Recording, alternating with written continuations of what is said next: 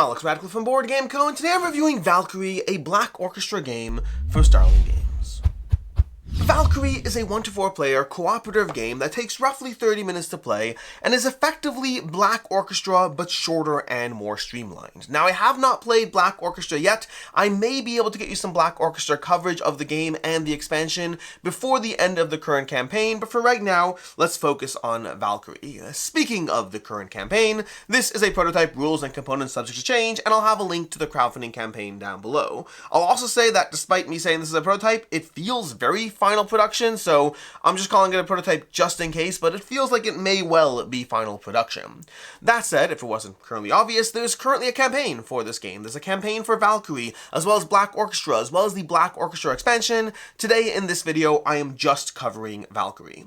Valkyrie is a shorter, more distilled, more streamlined version of Black Orchestra, a game where the basic premise is you and your friends, or solo, you can play the game solo, are trying to go out there and kill Hitler. You are part of the assassination attempt to kill Hitler based off of historical events. There's even a movie about it. There might be several movies. I think there's several movies about it. You can go in and watch all these movies about how to kill Hitler and whether they did or didn't succeed. Regardless of what happened in history or in the movies around the historical event, you get to go ahead and go through it yourself. You take on the role of these various characters, these various generals and colonels and all those people are Hitler's allies who felt that he is possibly going a bit too far and are part of a plot and to assassinate Hitler, to take him out of the game. The game of world politics and all that, not the game over here. He'll be in this game because you are trying to kill him. To that end, the basic idea in this game is you're going to be trying to set yourself up for an assassination attempt, because ultimately you are trying to gather the equipment you need, which generally involves some degree of explosives, but also requires the various things you need to get into various locations. One location might require a disguise, one location might require an envelope, some keys, any number of different things to be able to get to different locations in the game to assassinate Hitler wherever he is. You see, Hitler is represented by this little token over here and will be wandering around the board. You'll also have Himmlers and Goebbels as well, who will possibly get in your way if you're not able to detain them, but the core idea is you need to go ahead and set yourself up to be able to take out Hitler wherever he is. The problem is, wherever he is, you need something specific to get to him. So for example, in this location, you'll need a disguise, which could be in any of the equipment stacks around the board. There's 5 different equipment stacks with 6 different items each. That's going to be 30 possible items you're trying to get, and if you're trying to kill Hitler while he's in the map room, you will need that one specific item from those 30 items. The problem is, you can't figure out exactly what's where until you start wandering around the board. So you're trying to do a combination of getting the specific key item you need to kill Hitler wherever he is. Alternatively, you're also trying to go ahead and get a variety of various allies and explosives to actually roll enough damage to take out Hitler when you are able to execute that plot. So that's the core idea of what you're trying to do. Let's go ahead and bring that back to what an individual turn looks like. On an individual turn, and it's actually all printed out on this board over here. In fact, the entire rules for the game are this one double-sided sheet, so it's a very streamlined version of the game, but effectively, what you're going to be doing is you're going to start your turn by resolving an interrogation if you share a space with an enemy. These are the 3 enemies in the game, and if you start your turn there, you'll have to draw an interrogation card. Try to draw those as rarely as possible, because they're generally bad things. They're always bad things. The only question is how bad they are. So trying to avoid being interrogated is generally a good thing. After that, you're going to go ahead and roll 3 dice. You can see right now we all start over here, so I'm going to go ahead and roll 3 dice, and the different dice results, how kind of these to give us the exact 3 dice results there are, these 3 different die results determine what we can do. You can take an action for each of these arrows. You can work towards recruiting an ally by placing this die over here. Once you have 3, you can recruit allies, and this over here is going to have you resolving an interrogation card for each of these die results you roll. There's 1 on each die, which means there's a 1/6 chance per die, although you're rolling 3 dice, to have an interrogation against you. When you have this card over here, you'll resolve an interrogation card. You'll read this to yourself. This will give you a choice of A, B, or C. A and B are different bad things, and C is a chance to avoid anything happening. The problem with C is that if you roll poorly, you have to do both A and B. So you have to try to figure out where you need to push your luck, and these will have any number of different things happening, such as adding file tokens to the board, which is one of the ways you're going to lose, from moving the various characters around the board, from flipping various locations. There's different things that will get in your way, making the game harder based on these interrogation cards. Once you're done resolving an interrogation card, card, you're going to go ahead and add those dice to the recruitment track, which is these over here. You could use these for actions instead, although I do recommend getting as many allies in play as possible because they're incredibly helpful for actually taking out Hitler before all is said and done. And then after that, you can do an action for each of these or each of these that you turned to one of those. The actions you can take are moving a space, which is where you can move around the board. Berlin is considered one general shared location, not really shared, adjacent location. So every one of these spaces you can draw lines to Berlin, and everything within Berlin is adjacent to each other. So you can move around the board using that action. You can search an item stack. So what you can do is if you are in a location with items, you can go ahead and look at the items. That's often helpful for seeing, oh look, we have the keys that we'll need to be able to execute Hitler if he's over there. So you're going to be trying to find different items. Oh, look over here, we have the passport, which is going to be useful for canceling interrogation. There's going to be all kinds of items, those that are essential for the key plots, as well as detonators and explosives, which are going to be adding dice to when you roll against Hitler. So there's items that will help you get into locations, items that have generically good effects, and then items that will help you roll more dice when it's time to kill Hitler. Keep in mind, you do not actually get an item, you simply search to see what is in the stack. Then from there, one of the actions you can do is collecting a random item. You'll shuffle this up if you had already searched through it, and then you'll go ahead and draw a random item, which will give you something that you can carry. Coffee. Roll 2 extra dice this turn, not for plots, and we can put that onto our player board. You are limited by the number of items you can carry. The next action you can take is sharing an item between various characters in the same location. You can utilize an ally that has an action ability. Allies have different types of abilities. Some are just generic to the location. Some are going to be relevant for plots. That's these over here, these little target icons. And then these are actions you can take with that ally if they're in the location. And the last action you can take is to initiate a plot. This is how you go ahead and say, we're trying to kill Hitler, and you have to have the item that's relevant to where Hitler is. You have to go ahead and generate your dice pool, which is going to be a combination of the items you have, as well as the allies that will help you out in the game. And then from there, when you have your dice pool, let's pretend we have these 5 dice over here. I'm fast forwarding through the game. Let's pretend we have these 6 dice over here, and Hitler is currently in the theater, and we have the spot needed. We're going to go ahead and roll these dice.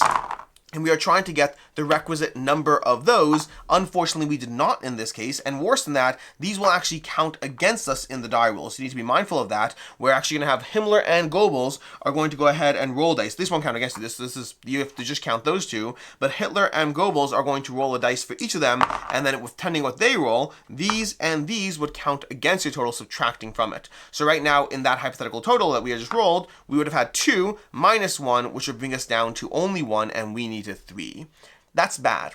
If you try to kill Hitler and you fail, that's bad. And so right about now, what's going to happen is a few different things, and this is all listed. It's in the rules, but it's also all listed on the board. Your actions, you're conducting a plot, all that's in the board. But if you fail, you're going to remove all allies of location, as well as you're going to go ahead and fill the Gestapo track until you get to the next spot. This is where if you're playing on hard mode, you will instantly lose the game. If you're playing on standard, you have 2 possible, and if you're playing on easy, you have 3 possible attempts, although you are losing all the things you built up along the way. You're losing all those detonators, you're losing allies in the location, so there is a cost to trying and failing. Ideally, you just win and kill him, that would be the ideal, but you have to work your way around that.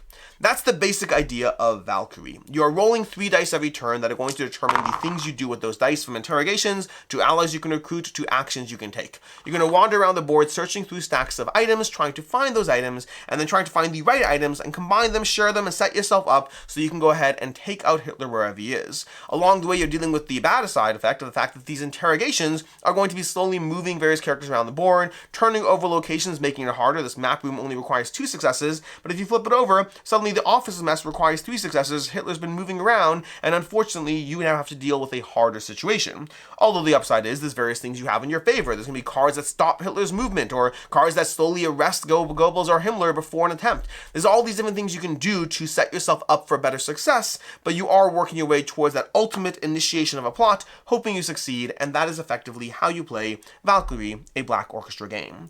Which means it's time for my review, my thoughts, opinions, all that, what I like, don't like, and can see others not liking, starting off with what I like, which overall, this is an easy, quick, cooperative and or solo game of taking out Hitler. You're going to be rolling 3 dice, moving around the board. The entire thing teaches pretty quickly. You can get people up and running in like 3 minutes and then slowly introduce them to the rest of the elements along the way. The entire thing plays in half an hour or less, and it gives you a decent degree of variability through the combination of the gear you have, as well as the asymmetric abilities on the characters. All these characters have different asymmetric abilities. There are rules adjustments for playing with 1 or 2 players or things like that, There's difficulty scaling in the game in terms of the plots, as well as how many reroll tokens you start with. These reroll tokens can be used to reroll your dice when you're unhappy with the combination. That's a great one. 3 actions, I love that. But when you roll too many interrogations, you can go ahead and use a reroll to stop yourself from having to engage with those.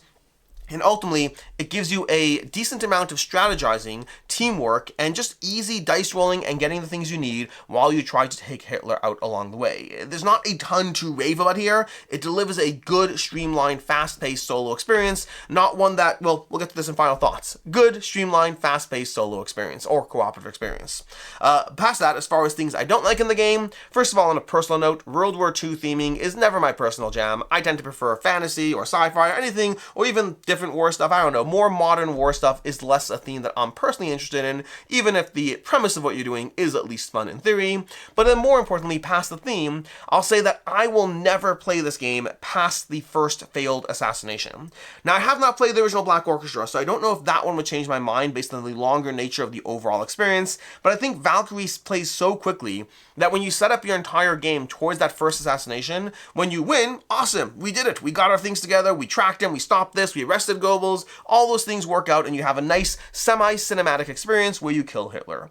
If you fail the first roll, you have to lose so much that you've worked up towards that for me, mentally, I'd rather just register it as a loss and then start another game and try again, as opposed to feeling like I'm in the middle of the game, but effectively almost starting again. But honestly, it's even harder because things have happened along the way that have made the game harder. You're going to have various locations turned over. There's going to be more things in the way that stopped you. So for me, thematically and also mechanically, because of the fact that you lose on hard mode after the first attempt, I would just rather play this game in hard mode, always play it in hard mode, and if I fail, I fail, and I start the game again. It's fast-paced and quick enough. I'd rather just do that. The arc of this effectively feels like a reset, but it feels more deflating to be starting again while in middle of the experience you're already in. That's my personal feelings around the way this is set up, partially because of the length. Again, I haven't played original Black Orchestra yet. I am curious if the longer nature of that would make it so I wouldn't feel that way. In this one, I'm just going to start again, whether I fail or succeed at killing Hitler. As far as I can see, others not liking, this is semi-adjacent to what I said over here, but effectively, you can roll a lot of dice in this game to kill Hitler. The odds can be in your favor, and you can get nothing that will actually kill him.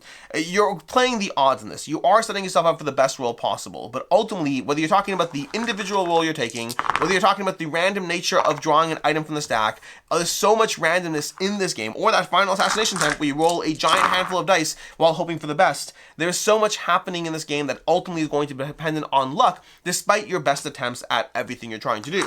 And so if you don't like that luck, this might not be a game for you. I think the shorter nature of it means I don't take it so seriously, but there's certainly a lot of randomness baked into the experience. As far as final thoughts on Valkyrie, this is a fun game. I don't think it wows me in any sense, and I don't think it's meant to be a game that would wow me. This is leaning very much towards a lighter, fast-paced, roll dice, go ahead and set yourself out there, try to gather equipment, go ahead and stop the various things in the way, and ultimately build yourself up for a final assassination attempt to kill Hitler. Thematically, past the fact that I don't love World War II games, I like the premise of what you're doing. It feels like you're a good guy in this game in terms of what you're trying to ultimately do, and the fast-paced nature of the overall experience in terms of the ease of accessibility, the teach, and the gameplay all deliver a solid experience. For me, I'm coming in at a 3.5 out of 5. It's definitely not one that wows me. I just don't think there's enough meat here to wow me, but the combination of asymmetric abilities, allies, and equipment at least give me enough things to make me feel like I'm getting more powerful as I work towards my goals in this game. As far as recommendations, first of all, definitely check out Black Orchestra if you want to see a game that's similar but does more. I haven't played it yet, so this is kind of a semi-recommendation, but I would say if you want another dice rolling game of trying to survive against odds slowly getting worse and worse, check out Nemo's War, a very popular solo game, one that didn't work for me, but I definitely see a vibe of similarity in the overall arc of what you're doing, so it's worth checking out, especially given the high ratings on it. And then secondly, if you just want a thematic game of trying to kill Hitler, check out Secret Hitler as well. This is more of a hidden role game, which means one of you is kind of the bad guy, but the rest of you are still trying to, well, not the rest of you, half of you are still trying to accomplish the noble goal of stopping Hitler in his tracks. I've said Hitler a lot of times in this video, which means hopefully this video does not get demonetized, but if it does, it is what it is. Anyways, until next time, I'm Alex Radcliffe from Board Game Co. I hope you enjoyed this video, and as always, I hope you have a good one.